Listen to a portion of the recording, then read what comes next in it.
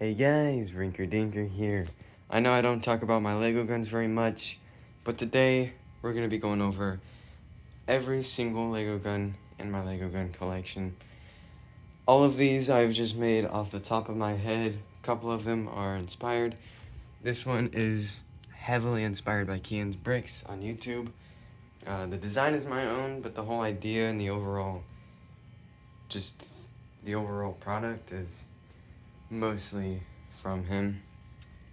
But yeah, the rest are all my own designs and ideas. Some of them are inspired from real guns, like the MP9, the Glock, let's see, what else? The M16 right over there, AK-47. Quite a lot of them, actually, Desert Eagle, are inspired by real guns. But let's just get into it, starting with the smallest one. We have my life card. Just folds out like that. You have the round and the grip right there. You load it into there. And yeah, that's pretty much it. Pretty accurate to the actual gun, which is pretty neat. Next up we have this gun. You load in a little thing, flick this yellow piece, and it shoots, which is pretty neat. Then we have this folding revolver. It's pretty cool, nothing too special. Then we have the Colibri.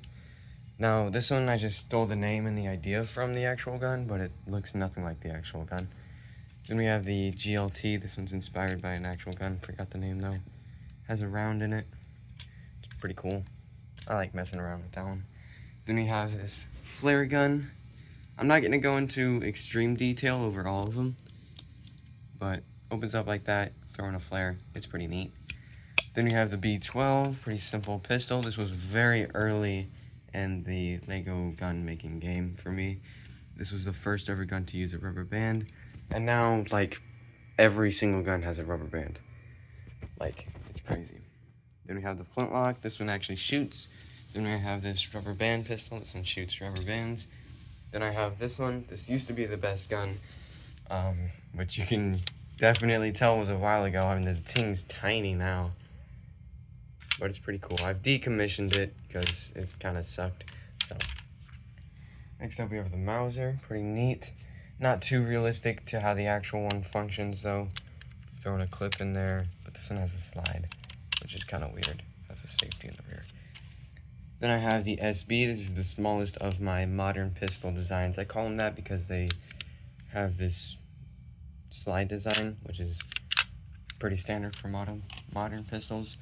Then I have the Glock. This is just specifically made to just be a super sturdy, like, just reliable gun. It uses a different slide design than these. These ones, like, break a lot more than this thing could ever do.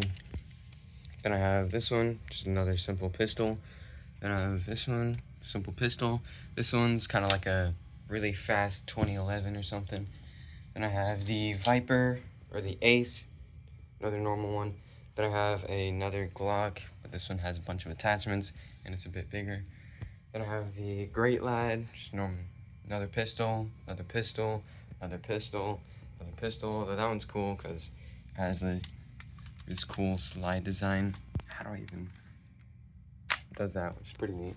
Then I have a grenade launcher. You just flip this down, pop that out, throw in a grenade. It uses those bad boys right there.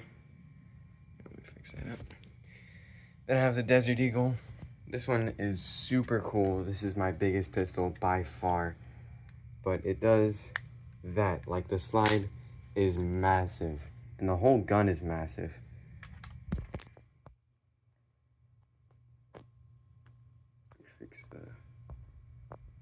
Fix it real quick. Then we have the straddle tooth. I have a review on this, or not a review, a tutorial on how to make that if you're curious. Then I have what the heck is this one called? The Z2, I think. Just a really small kind of garbage SMG. Then I have the Scorpion. It's pretty neat. Folding stock, bolt on the other side. Whole SMG. Then I have this shotgun, which is actually the only other shotgun I have in my collection.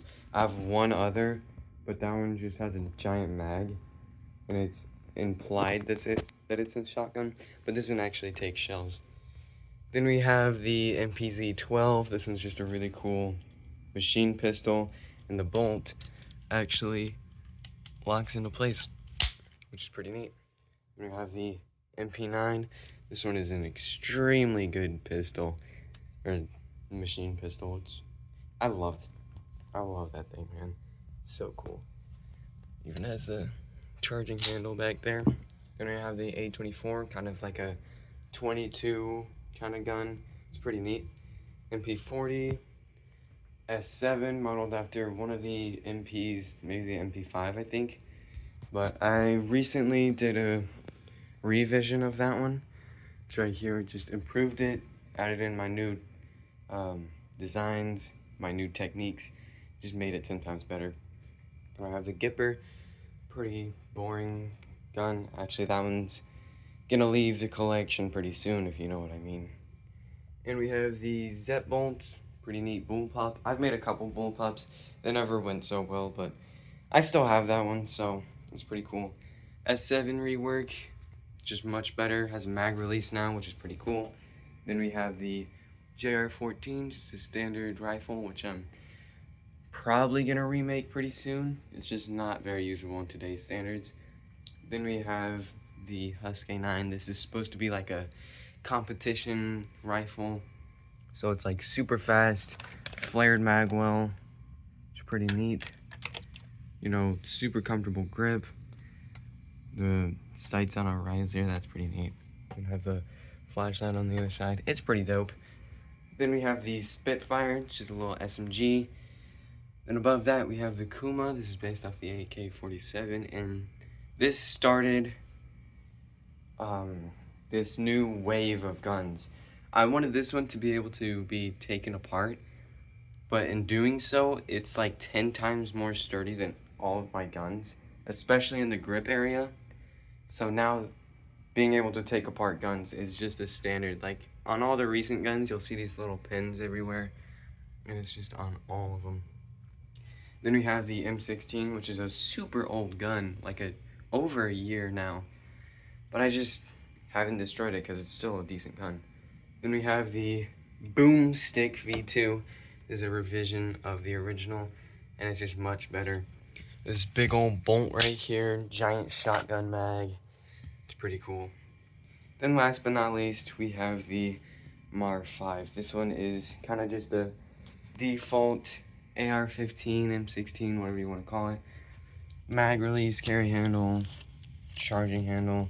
It's normal stuff, but it's just supposed to be like really basic.